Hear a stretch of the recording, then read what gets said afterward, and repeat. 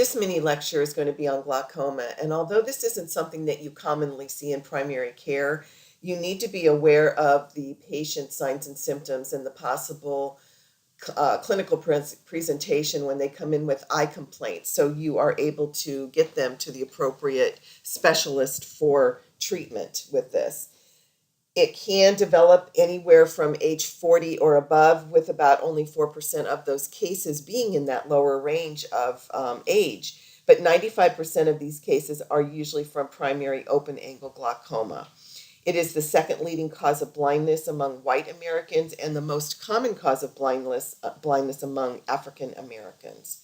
So this is something that we're going to discuss in regards to two different types. One is the primary open angle glaucoma and the angle closure glaucoma. And we'll focus more on the primary open angle because this is more of a chronic condition that you may see develop over time. So as we talk about glaucoma, this is, it really refers to a group of related eye disorders that all cause damage to the optic nerve that carries information from the eye to the brain. So glaucoma usually has very few or very initial symptoms. In most cases, it's associated with higher than normal pressure inside the eye. So, that could be called ocular hypertension, but it also can occur when the intraocular pressure is normal. So if it's not treated or if it's continues to be uncontrolled, then the first causes will be peripheral vision loss and eventually could lead to blindness. There's a significant amount of people who do get primary open angle glaucoma. Approximately 2.2 million people in the United States suffer from this. And as I said, most of them don't really have those symptoms, so they don't even know that they have it. And unfortunately, it's the second leading cause of blindness in the United States.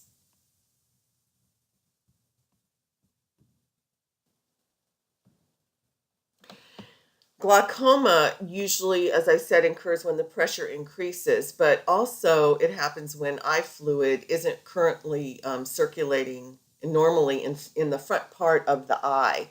So this fluid, which is the aqueous humor, flows out of the eye through a mesh-like canal. And if this canal becomes blocked, then fluid builds up and this causes glaucoma.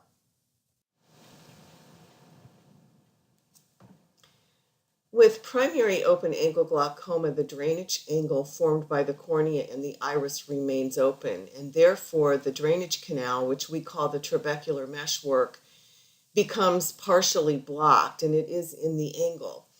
What happens then after that is the fluid drains out of the eye, and it drains out very slow, so it starts to back up in the eye and causes an increase in the pressure within the eye.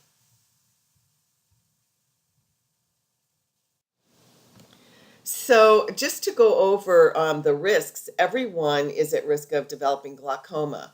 African Americans have a higher tendency to develop glaucoma than do any other specific ethnicity.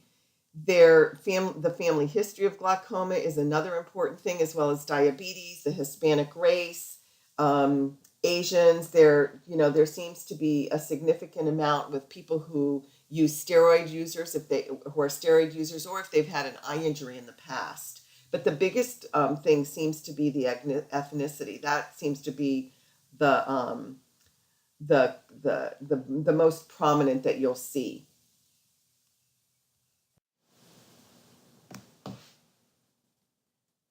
As we talk about the signs and symptoms of primary and acute open angle glaucoma, with the primary, there's loss of peripheral vision, and then when it starts to get into the advanced stages, there's tunnel vision. But at first, there really isn't any symptoms. There's no pain. The vision usually stays normal, and so this is a very slow progressive thing. When it starts to remain untreated is when, they start to see that, they may miss objects to the side and out of the corner of their eye.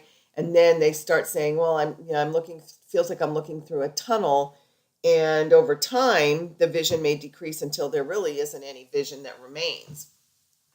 With acute, there's cupping of the optic disc. And when the cupping is noted, The visual field testing should be done to check for any characteristics of field deficit. So confrontation testing to look for large deficits is very important to do and necessary, because even subtle ones can make a difference. So with acute, you're going to see blurred vision. They may complain of unilateral headache. They may also complain of photophobia, or even they may complain of nausea. And this is just a picture where you can see the increased pressure, how it damages the optic nerve. And this shows you how the light actually goes in and dissipates through. In a healthy eye, you can see the differences in the angle that it goes in. And that's why it's called angle glaucoma, open or acute. And this also is another picture to show you the damage to the optic nerve and how this causes that because of the pressure that builds up. And you can see on the right bottom side the buildup of the aqueous humor fluid there, which causes that.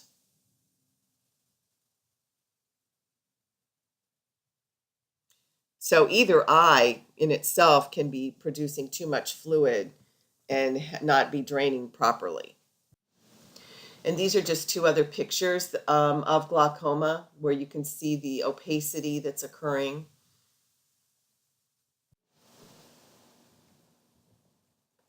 As we look then at getting the history when the patient comes into the office, the important thing to ask them is the onset and duration. How long has this been going on? And do they have difficulty with peripheral vision? Sometimes I let them say to me, this is what's going on with my vision, instead of feeding into it, because I want to hear them tell me what they're experiencing versus me saying, are you losing your peripheral vision? Because they may say yes, but if they say to me, I'm not seeing things on the side or out of the corner of my eye anymore, then I know that they're really truly losing that peripheral vision. Asking them about any headaches or light sensitivity, are they getting blurred vision? And then for your review of systems, really honing in on that personal and family history. Once again, with the review of systems, going into the eye symptoms, and have you had any eye injuries, eye surgeries, or anything related to that? So all of that is really going to be important for you to capture when you do the review of systems. When performing the physical exam, looking at the external structures of the exam of the eye, as well as, is there any swelling, ptosis? Is there any injection in the conjunctiva or the sclera? Is there clarity in the cornea? Visual acuity of emergency, should not be suspected. And if you do, then it's immediate emergency room referral.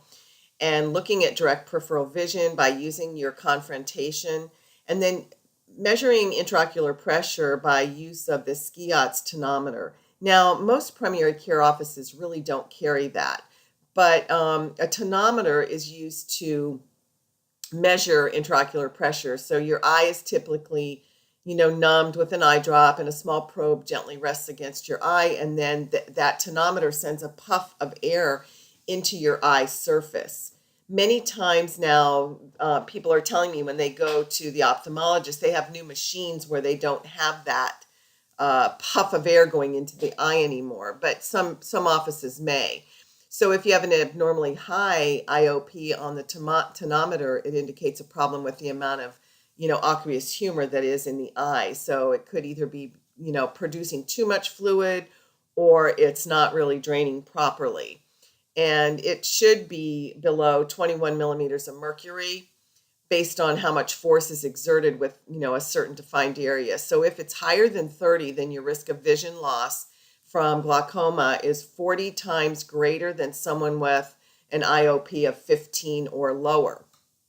So this is why, when you treat glaucoma, when patients are treated they use eye drops, and those are because they need to keep the intraocular pressure low.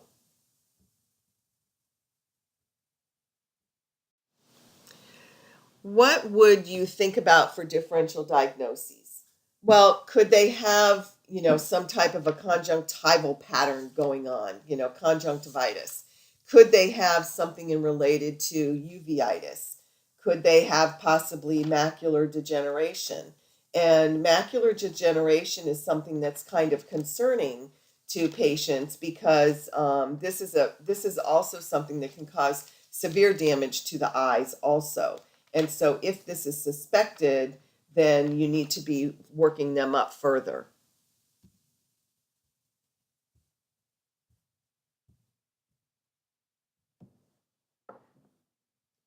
Thinking about differentiating between, a glaucoma pattern and a macular degeneration pattern. When you think of degeneration, that's just what it is. The central visual acuity is the one that's most affected. So they may complain of a loss of visual acuity that is not corrected by eyeglasses. And where other patients may, talk to you about loss of peripheral vision. And there's a wet and a dry macular degeneration.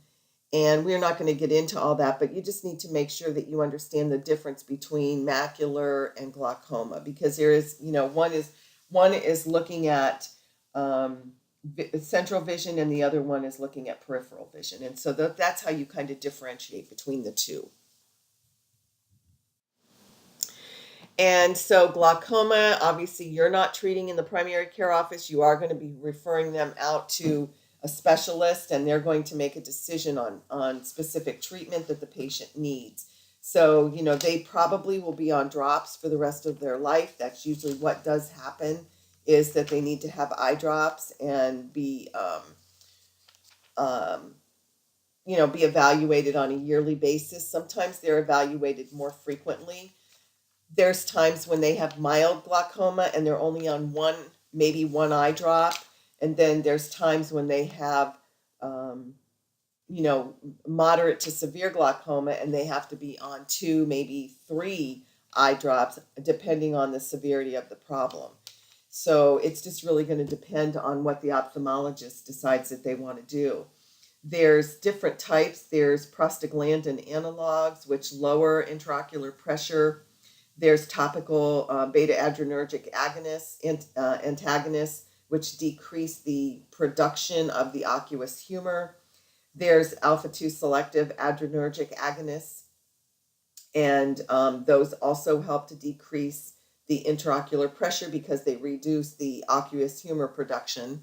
And then there's carbonic anhydrase inhibitors, which also decrease both of those. So it's really going to depend. They may also have laser and surgical intervention, which is possible, but that's going to be up to the specialist.